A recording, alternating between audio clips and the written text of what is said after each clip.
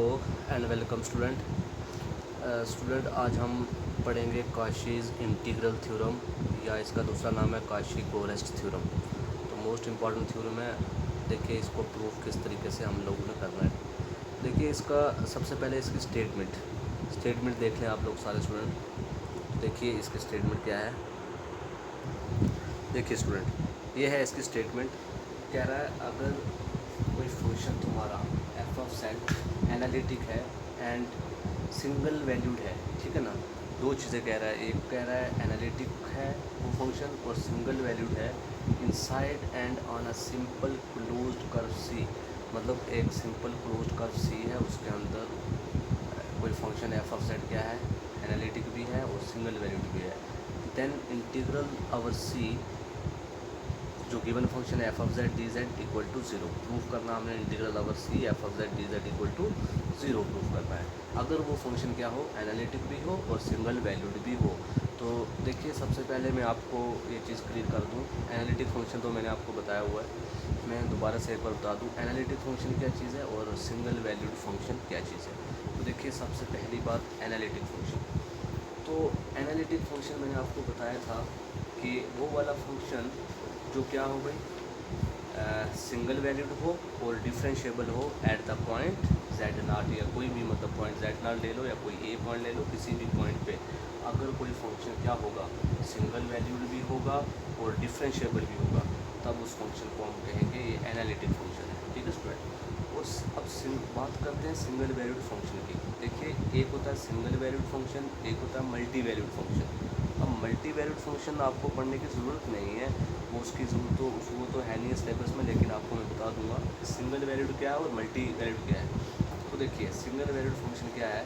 मान लेते हैं सपोज़ मैंने w इक्वल टू जेड की पावर 2, मतलब w equal to z square ले लिया सपोज़।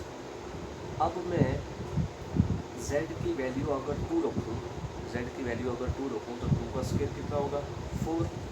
अब ये तो नहीं ना कि 2 का स्क्वायर उसने 2 भी दिया, 4 भी दिया, 5 भी दिया, 1 भी दिया, ऐसा तो नहीं दिया ना। इट मीन्स एक वैल्यू रखने पे एक ही वैल्यू दे रहा है, उस फंक्शन को हम कहेंगे सिंगल वैल्यूड। और अब मल्टी वैल्यूड क्या है, सपोज जैसे w इक्वल टू √9 है, ठीक है ना। सपोज w √9 के बराबर। अब √9 की दो वैल्यू हो सकती हैं, या तो +3 या -3। तो ये जो एक वैल्यू डालने पे, मतलब w की एक वैल्यू डालने पे उसका रिजल्ट अगर मतलब z की एक वैल्यू डालने पे अगर w की दो वैल्यू आ रही हैं तो तब हम कहेंगे ये मल्टी वैल्यूड फंक्शन है। आई होप आपको समझ आया होगा। अब हम चलते हैं इसके प्रूफ की तरफ। तो प्रूफ क्या है भाई। प्रूफ करने से पहले प्रूफ में आपने दो चीज़ें याद रखनी है, दो लेमा जिसको कहते हैं। अब उन लेमों का जो लेमा है ना, दो, उनको प्रूफ करने की ज़रूरत नहीं है आपको, ठीक है ना। इधर बुक वालों ने प्रूफ भी कर रखा, अगर आप प्रूफ करना चाहें तो प्रूफ भी कर सकते हैं वहाँ से बुक से, अगर नहीं तो इसकी ज़रूरत नहीं होती है। सिर्फ आपको इसका रिज़ल्ट याद रखना है। तो अब वो दो रिज़ल्ट जो लिखने भी हैं इसके प्रूफ में, वो दो रिज़ल्ट लिख भी लेने हैं आपने, ठीक है ना। तो अब प्रूफ की शुरुआत कैसे होगी। सबसे पहले हम क्या करेंगे, लेमा का रिज़ल्ट लिखेंगे। जो दो लेमाज हैं जिनका यूज़ होगा इस थ्योरम में, उनका सिर्फ रिज़ल्ट लिख लेंगे। अब वो लेमाज क्या है, वो कह रहा है फर्स्ट लेमा ये है, आप ऐसे लिखोगे इसका कि प्रूफ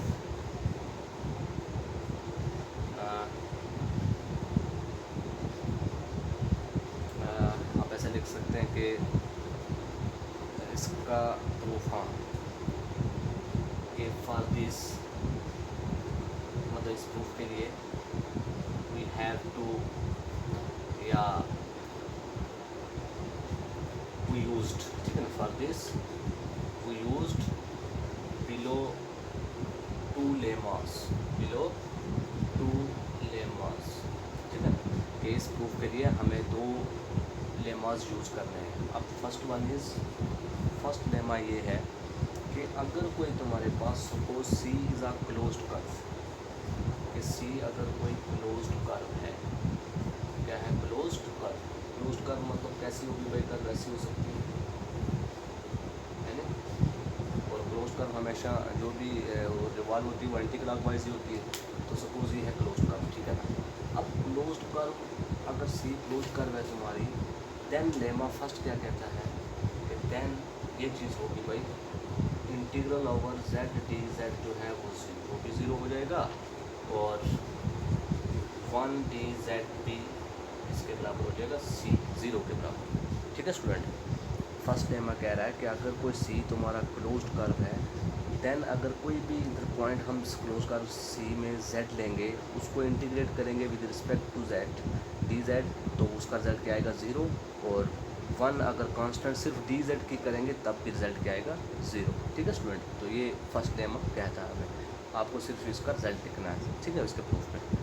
अब दूसरा लेमा क्या कहता है, दूसरा लेमा देखिए स्टूडेंट, अब मैं इसके स्टेटमेंट में साफ करने लगा। देखिए स्टूडेंट, दूसरा लेमा कहता है कि अगर कोई भी suppose given epsilon is greater than zero, ठीक है ना, दूसरा लेमा कह रहा है कि given epsilon is greater than zero, कोई भी मतलब एप्सिलॉन ले लें आप, वो ग्रेटर देन ज़ीरो हो या greater than or equal to zero, ठीक है ना, ऐसा एप्सिलॉन चूज़ करना है greater than or equal to zero, और वो कैसा हो, it is possible to divide, मैं समझाऊंगा, ठीक है, मैं पहले लिख लेता हूँ फिर समझाऊंगा, मैं लिख लेता हूँ, 1 मिनट टाइम लग रहा है इसे। देखिए स्टूडेंट, दूसरा लेमा कह रहा है कि given epsilon is greater than zero, it is possible to divide the region inside C into finite number of meshes, either complete square या partial square, such that a point z naught for which. देखिए student, इसका मतलब क्या है कि अगर suppose हमने ये कंटूर ले लिया, मतलब क्लोज्ड कर्व सी ले लिया, ठीक है ना, वो कह रहा है it is possible to divide, epsilon इस तरीके से है कि इट इज़ मतलब वो मुमकिन होना चाहिए ताकि हम क्या कर सकें, to divide the region inside C, के सी के अंदर जितना भी रीजन है उसको डिवाइड कर दो into a finite number of meshes। भाई ये क्लोज्ड है तो क्लोज्ड के अंदर जो भी डिवाइड करेंगे हम वो फाइनाइट ही होगा, तो अब इसको हम डिवाइड कर देते हैं सपोज ऐसे। ठीक है स्टूडेंट,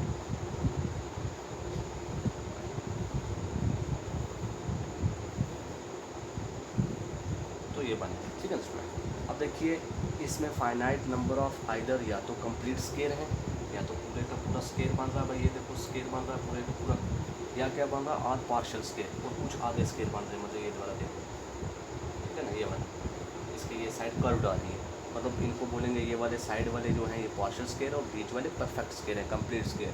तो तभी मैं क्या है वही चीज़ की इधर सेकंड लेमा में वो यही कह रहा है कि given epsilon is greater than zero, it is possible to divide the region, कि ये पॉसिबल है रीजन को डिवाइड करना इनसाइड सी के अंदर into finite number of meshes, finite number of meshes मतलब या तो कंप्लीट हो या पार्शियल हो, सच दैट अ पॉइंट z ना, अगर उसके अंदर कोई भी मैं पॉइंट z ना ले लेता हूँ उस इस कर्व के अंदर, फॉर विच z नॉट, वो किस तरीके का लेना है, वो इस तरीके का लेना है कि सच दैट वो z नॉट इस फॉर्म का होना चाहिए, f of z minus f of z naught upon z minus z naught minus, इधर जगह नहीं है, मैं साइड पर लिख लेता हूँ, मतलब z नॉट ऐसा चूज़ करना है सच दैट क्या हो, वो किस तरीके का हो, f of z minus f of z naught upon z minus z naught minus f dash of z naught का mod is less than epsilon. ठीक है स्टूडेंट, वो ये कंडीशन सेटिस्फाई करता हो वो z नॉट इस तरीके से लेना हमने कि वो फॉर विच z नॉट की वैल्यू ये हो, मतलब f of z minus f of z not z minus z naught minus f dash of z not is less then, इस एप्सिलॉन से लेस दैन होना चाहिए। ठीक है स्टूडेंट, तो ये कंडीशन कह रही है दूसरा लेमा। अब हम चलते हैं इसके प्रूफ पे, ये दो लेमास याद रखने हैं, यूज़ करना है इन्हीं का, तो ये यूज़ करने इसके प्रूफ में इसका यूज़ करेंगे तभी जाके इसका प्रूफ कंप्लीट होगा। ठीक है स्टूडेंट, तो देखिए इसका प्रूफ। अब प्रूफ जो है, प्रूफ के हर एक पॉइंट तो मैं लिखूँगा नहीं आपको, जो कहीं से बीच से छूट गया मैं आपको फ़ोटो कापी भी सेंड कर दूँगा, आप वहाँ से डिटेल से लिख सकते हैं। ठीक है ना, ज़्यादा आपने फोकस करना समझना है चीज़ को, बाकी प्रूफ आपको भेज दूँगा मैं, वहाँ से लिख सकते हैं आप, तो ज़्यादा समझने की कोशिश करनी। ठीक है स्टूडेंट, तो देखिए अब इसका प्रूफ देखिए, आप ऐसा लिख सकते हैं, now the proof of this theorem is, देखिए आप इसका प्रूफ क्या होगा इस थ्योरम का। देखिए एज इन सेकंड, जैसा कि सेकंड लेमा में क्या कह रहा है वो कि डिवाइड द इंटीरियर ऑफ सी, सी को डिवाइड करो, सी के अंदर वाले हिस्से को डिवाइड करो। तो मैं वही लिखूँगा एज इन सेकंड के, जैसा कि सेकंड में वो कह रहा है क्या करो, डिवाइड द इंटीरियर ऑफ सी, ठीक है स्टूडेंट, इनटू, अगर मेरा लिखा हुआ नहीं पढ़ा जा रहा तो मैं बोल रहा हूँ वो सुन रहे हैं आप, ठीक है ना। As in second divide the interior of C into complete square and partial square, ठीक है ना, into complete square. Complete square मतलब C1 C2 CR, ठीक है, finite and partial square D1 D2 DR, ठीक है स्टूडेंट। जो कंप्लीट स्क्वायर थे उनका नाम रख लिया मैंने C1 C2 CR, और जो पार्शियल स्क्वायर थे उनका नाम रख लिया D1 D2 DM, ठीक स्टूडेंट। C N रख लो इसको, और इसको CDM रख लो, ठीक है ना। वो इंटू फाइनाइट नंबर है CN और CDM, ठीक स्टूडेंट। अब हमने देखिए स्टूडेंट ये बनी थी, ऐसा कुछ बना था, ठीक है ना, ऐसे कुछ कर्व थे, ठीक है। और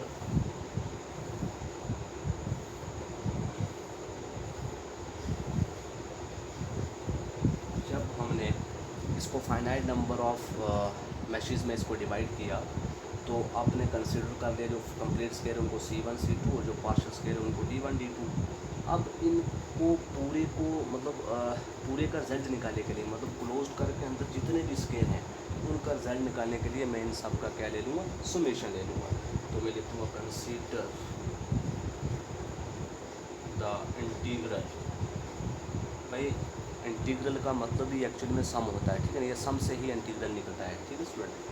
तो इसलिए मैं इसका सम निकालने के लिए एक इंटीग्रल मतलब समीशन के रूप में इंटीग्रल ऐड कर लूँगा, ठीक है स्टूडेंट। तो मैं लिखूँगा समीशन, समीशन का मतलब होता है सारा, और सारे को इकट्ठा करके इंटीग्रल की फॉर्म में लिखना है, ठीक है। तो मैं लिखूँगा समीशन, ये आपको दिख रहा है, summation are running from 1 to n integral over C r f of z t z, एक ही हो जाएगी, प्लस सी आर का मतलब कंप्लीट स्क्वायर, ठीक, plus summation are running from 1 to m integral over D r f of z t, ठीक है student. मतलब जो पार्शियल कंप्लीट स्क्वायर थे सी आर उनका समीशन, और जो पार्शियल स्क्वायर थे डी आर उनका समीशन का मैंने सम कर दिया। इसको मान लेते हैं सपोज ये इक्वेशन क्या है, फर्स्ट इक्वेशन, ठीक स्टूडेंट। अब एक चीज़ और जो इम्पोर्टेंट है कि अब इसका रास्ता कैसे है। जैसे मैंने पीछे वाले क्वेश्चन में आपको, पीछे एक्सरसाइज में क्वेश्चन किए थे उसमें आपको मैंने पाथ बताया था कि किस तरीके से मतलब घूम के हमने उसकी ओर जाना है, उस पॉइंट की ओर। सिमिलरली इधर भी एक रास्ता है। अब वो रास्ता क्या है, एंटी क्लॉकवाइज, ठीक है स्टूडेंट। कि इसको हम जैसे ही जाएंगे तो मतलब जहाँ से भी हम रोटेट करेंगे वो एंटी क्लॉकवाइज ही रोटेट करेंगे, ठीक है स्टूडेंट। तो वो वही चीज़ आप लिखेंगे इधर कि where the path of every integral is taken anticlockwise direction, के जितने भी इंटीग्रल होंगे उनका पाथ कहाँ से होगा, एंटी क्लॉकवाइज डायरेक्शन से। ये चीज़ आप इसके बाद लिख लें, where the path of every integral is taken in anticlockwise direction, ये लाइन आपने लिखनी है, ठीक है स्टूडेंट। उसके बाद देखिए स्टूडेंट, उसके बाद मैं अगर कंसीडर कर लूँ, suppose consider the square, suppose ये मैंने एक स्केयर कंसीडर कर लिया, ठीक, इसका नाम रख लिया सपोज A B C और D, ठीक स्टूडेंट। एक मैंने ये स्केयर कंसीडर कर लिया, और एक और कंसीडर स्केयर कर लिया ये वाला, इसका नाम रख लिया मैंने C A B C D था ना, अब A से चला B, अब C से चला C E F D, ठीक स्टूडेंट। एक स्केयर बन गया A B C D, दूसरा बना C E F D, ठीक है, मैंने लिख लिया। अब इधर लिख लेंगे, ठीक है ना, बीच में ये चीज़ें जो मैं बोल रहा हूँ ये इधर अपनी इंग्लिश बना के लिख सकते हैं कि consider the square A B C D and another square C E F D, ठीक है ना, विथ जो भी आपने लिखना है आगे। फिर in the square this side C D, तो देखिए इस स्केयर में अगर मैं, क्योंकि एंटी क्लॉकवाइज चल रहा है, तो मैं A से B गया, B से C, C से D, D से E। सिमिलरली इधर भी एंटी क्लॉकवाइज C से E, E से F, F से D और D से C आऊँगा, तो ये देखिए यहाँ पर साइन आपको अपोजिट साइन मिल रहे हैं। मतलब इट मीन्स कि जहाँ पर भी अपोजिट साइन मिल जाए, अपोजिट, वहाँ पर वो कैंसिल हो जाता है, वो इंटीग्रल कैंसिल हो जाता है। तो तो इट मीन्स आप इधर लिख सकते हैं कि इन द स्क्वायर के इस स्क्वायर के अंदर जो साइड सी डी है इज़ कॉमन, मतलब अलॉन्ग द सेम साइड, मतलब is common to the both square, मतलब दोनों स्क्वायर में ये क्या है, कॉमन है। तो इट मीन्स जिस पॉइंट पे वो जिस लाइन पे वो कॉमन आएगी वो लाइन कट जाएगी। तो इट मीन्स हम लिख सकते हैं कि all the integral along straight line of square cancel, कि इस स्क्वायर के वैसे ऐसे वाले स्क्वायर में जितनी भी स्ट्रेट लाइन होंगी वो सारी क्या हो जाएंगी, कैंसिल हो जाएंगी। तो therefore the integral which remain are taken along curved boundaries of partial square के इसमें कहने का मतलब ये है कि जब ये कैंसिल आउट हो जाएंगी तो आपके पास बचेगा क्या, फिर सिर्फ हमें बाउंड्रीज़ वाले स्क्वायर बचेंगे, ये वाले, ठीक है ना, ये वाले बचेंगे, ये वाले बाउंड्रीज़ वाले स्क्वायर बचेंगे।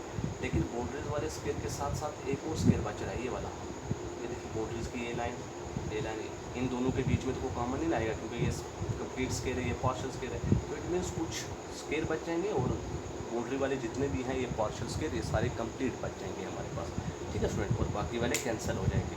तो आप लिख सकते हैं इधर the integral which remain are taken along curved boundaries of partial square because they are described only once, क्योंकि ये एक ही बार डिस्क्राइब हो रहे हैं, ठीक है स्टूडेंट। आई होप आपको इतना समझ आया होगा। तो कैंसिल वाले क्यों कट जाते हैं वो मैंने आपको बता दिया, ठीक है। तो जब कैंसिल वाले कट जाएंगे तो आपके पास रिमेनिंग इंटीग्रल क्या बच जाएगा भाई, रिमेनिंग इंटीग्रल जो है वो F of Z C D Z, मतलब वही उसी के रूप में हमें हमारे पास रिमेनिंग बच जाएगा। तो आप इधर लिख सकते हैं क्लियरली आपने जो चीज़ मैंने इधर समझाई ना, आप उस चीज़ को इधर इंग्लिश में ऐड कर सकते हैं कि वो क्यों कैंसिल हुआ, कैसे कंसिडर किया, क्या चीज़ जो मैंने समझाया पीछे, आप वीडियो को पॉज कर करके आप मेरी बातें सुन के उसको अपनी इंग्लिश बना के लिख सकते हैं बीच में रीज़न, ठीक है स्टूडेंट। तो उसके बाद लिखेंगे आप clearly sum of the remaining integral gives rise to, तो क्या मिल जाएगा हमें, F of Z gives rise to integral over F of Z C D Z, ये बात, ठीक है। अब मैं क्या करूँगा, तो थस ये चीज़ बचेगी, तो इट मीन्स कि जो हमने पीछे इंटीग्रल कंसिडर किया था, मतलब उनका सम जो कंसिडर किया था, तो इट मीन्स वो चीज़ इसके बराबर हो जाएगी, मतलब बाकी वाले कट जाएंगे, सिर्फ वो ही बचेंगे, वो इस चीज़ के बराबर हो जाएंगे। तो मैं लिखूँगा थस जो कंसिडर इंटीग्रल किया था तो उससे हमने ये चीज़ निकाल दी कि बाकी वाले कट जाएंगे, तो सिर्फ ये बचेगा कौन सा वाला, F of Z D Z C, और विच इज़ इक्वल टू, ये किसके बराबर था पीछे से, वो था समेशन और running from 1 to n integral over C और F of Z D Z, एक ये था, दूसरा प्लस समेशन और running from 1 to m F of Z D Z और डी आर, ठीक है स्टूडेंट, ये चीज़ और इसको मान लेंगे आप इक्वेशन सेकेंड, ठीक है स्टूडेंट, यहाँ तक समझ आई। अब उसके बाद देखिए ये लिख लें आप, उसके बाद देखिए मतलब जो पीछे हमने समेशन इंटीग्रल कंसिडर किया था जो सम उनका, वो किस चीज़ के बराबर आ गया, F of Z D Z के बराबर। अब चूँकि जेड जो हमने लेमा दूसरा बताया था उसका जेड यूज़ करेंगे, तो मैं लिखूँगा सिंस, चूँकि भाई ये चीज़ इसके बराबर है, f of Z minus F of Z not upon Z minus Z not minus F of dash Z not full integral is less than epsilon, ठीक है ना, चूँकि ये चीज़ इसके बराबर है। अब एप्सिलॉन कोई भी आर्बिट्रेरी नंबर है, तो एप्सिलॉन को मैं चूज़ कर लेता हूँ इक्वल टू नीटा जेड, ठीक है, नीटा जेड मैंने चूज़ कर लिया इसको, ठीक है स्टूडेंट। अब दिस इम्प्लाइज जब मैं दोनों इस मॉड को उधर ले जाऊंगा तो नीटा Z is a number, constant number का मॉड कांस्टेंट नंबर ही होता है, तो इट मीन्स मॉड कट जाएगा तो आपके पास बचेगा F of Z minus F of Z not upon Z minus Z not which is equal to eta Z, ये चीज़ आती है, ठीक है स्टूडेंट। अब उसके बाद आप क्रॉस मल्टीप्लाई कर लीजिए, सॉरी एक चीज़ और बीच में रहेगी, minus F of dash of Z not equal to eta of Z, ये चीज़ अब क्रॉस मल्टीप्लाई कीजिए, इसका नाम है क्वेश्चन दिखाएं, तो ये इधर जाएगा, ये इधर तो बचेगा F of Z minus F of Z not minus Z not into F of dash of Z not equal to, अब ये चीज़ इधर भी मल्टीप्लाई होगी, Z minus Z not into eta of Z, ठीक है स्टूडेंट, ये देखिए आपको उधर, हाँ समझ आई नहीं कैसे, इसको इसके साथ में मल्टीप्लाई किया, फिर ये उधर भी चला जाएगा इक्वल के पास, ठीक है। तो ये चीज़ आ रही है। दिस इम्प्लाइज मुझे क्या चाहिए, मुझे एफ ऑफ जेड चाहिए, तो मैं एफ ऑफ जेड को इधर ही रख दूँगा और ये माइनस का आगे चला जाएगा, तो प्लस का एफ ऑफ जेड नॉट हो जाएगा। तो ये भी माइनस का आगे जाएगा, तो plus Z minus Z not F dash of Z not, और ये प्लस का था already Z minus Z not into eta of Z. ठीक है स्टूडेंट, आई होप आपको यहाँ तक समझ आया होगा। अब उसके बाद देखिए, अब उसके बाद क्या करना देखिए ज़रा।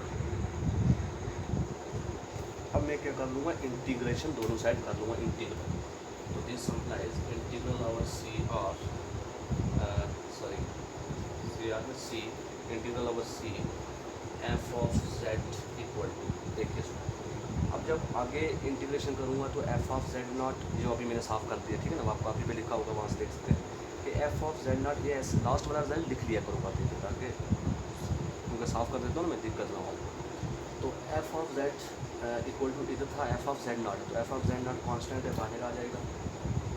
तो इंटीग्रेशन किसकी होगी, 1 dz की, ठीक है स्टूडेंट, ठीक। फिर उसके बाद plus F dash of Z not भी कांस्टेंट है बाहर, तो इंटीग्रेशन होगी जेड डी जेड की। क्यों जेड डी जेड की, क्योंकि वो था, पहले मैं वो इक्वेशन लिख लेता हूँ, वो ये इक्वेशन थी भाई, F of Z not plus Z minus Z not F dash of Z not minus Z not F dash of Z not, ठीक है स्टूडेंट। सॉरी क्या था भाई, plus Z minus Z not और ईटा ऑफ जेड, ये था। अब देखिए यहाँ पर एफ ऑफ जेड ना तो कांस्टेंट है बाहर, तो इंटीग्रेशन 1 dz। यहाँ पर देखिए पहले जेड को अंदर मल्टीप्लाई करूँगा तो आएगा Z into F dash of Z ना, तो F dash of Z not बाहर, तो जेड की डिफ्रेंसिएशन इंटीग्रेशन सॉरी, और आवर सी आर। अभी मैं इसकी बात कर रहा हूँ, सिर्फ कंप्लीट स्केल की बात करूँगा पहले, फिर उसके बाद पार्शियल स्केल की, ठीक है स्टूडेंट। तो कंप्लीट स्केल की बात करूँगा तो इधर मैं सी आर लिख दूँगा, ठीक है, तो आप लिख सकते हैं कंप्लीट स्केल सी आर। अब पहले मैं कंप्लीट स्केल का इंटीग्रल करूँगा, ठीक है स्टूडेंट, तो ये चीज़ आ गई। अब उसके बाद देखिए, अब सिमिलरली इधर मैंने वैसे किया, मल्टीप्लाई कर दिया अंदर, ठीक है ना। तो पहले इसको जेड को इसके साथ किया, फिर माइनस जेड नॉट को इसके साथ किया, तो आ जाएगा माइनस जेड नॉट भी कांस्टेंट है, F dash of Z not भी कांस्टेंट, और इंटीग्रेशन इसकी होगी 1 dz की, और प्लस आगे वाला इंटीग्रल जो है वो N Z minus Z not into eta of Z, इसमें कोई फ़र्क नहीं पड़ेगा, इसलिए मैं उसको इंटीग्रेशन के अंदर ही रखूँगा, ठीक है ना, वो कांस्टेंट डालना है ईटा ऑफ जेड, ठीक है। अब उसके बाद देखिए, अब चूँकि लेमा फर्स्ट क्या कह रहा है तुम्हें, लेमा फर्स्ट में कह रहा है कि 1 dz भी ज़ीरो होता है और जेड डी जेड भी ज़ीरो होता है। तो अगर ज़ीरो होता है तो ये भी ज़ीरो, ये भी ज़ीरो, ये भी ज़ीरो हो जाएगा, तो सिर्फ ये बचेगा। तो आपके पास बचेगा C R Z minus Z not eta of Z, ये बचेगा। आप आगे लिख सकते हो यूजिंग लेमा फर्स्ट, ये फर्स्ट लेमा यूज़ किया, ठीक है स्टूडेंट। आई होप आपको यहाँ तक समझ आया होगा। अब उसके बाद देखिए क्या करना है। अब अगर मैं मॉड कर दूँ दोनों साइड भाई, मॉड ले लूँ, मतलब इधर भी मॉड ले लूँ और इधर भी मॉड ले लूँ, दोनों साइड मॉड ले लूँ, तो क्या आ जाएगा, ये मॉड जब इंटीग्रल के अंदर जाता है ना, ये प्रॉपर्टी है इसमें काशी की प्रॉपर्टीज़ है कि जब मॉड इंटीग्रल के अंदर जाता है तो फिर ये वाली क्वांटिटी जो है वो लेस दैन और इक्वल टू बन जाती है। तो इट मीन्स जब मॉड अंदर जाएगा तो मैं लिखूँगा लेस दैन और equal to integral over C और जेड माइनस जेड नॉट का मॉड ईटा ऑफ जेड का मॉड और डी जेड का मॉड, ठीक है। सुनिए इधर डी जेड भी है, क्योंकि इंटीग्रेशन कर रहे हैं ना, तो आप लिख लें इधर डी जेड, ठीक है, डी जेड भी है, तो डी जेड का भी मॉड हो जाएगा, ठीक है स्टूडेंट। तो ये इक्वेशन आ जाएगी थर्ड तुम्हारी, ठीक। आई होप आपको यहाँ तक समझ आया होगा। अब इस पार्ट को मैं इतना ही रखता हूँ, तो नेक्स्ट पार्ट बनाता हूँ वीडियो का, वहाँ से आप इसके आगे देखिए, ठीक है स्टूडेंट।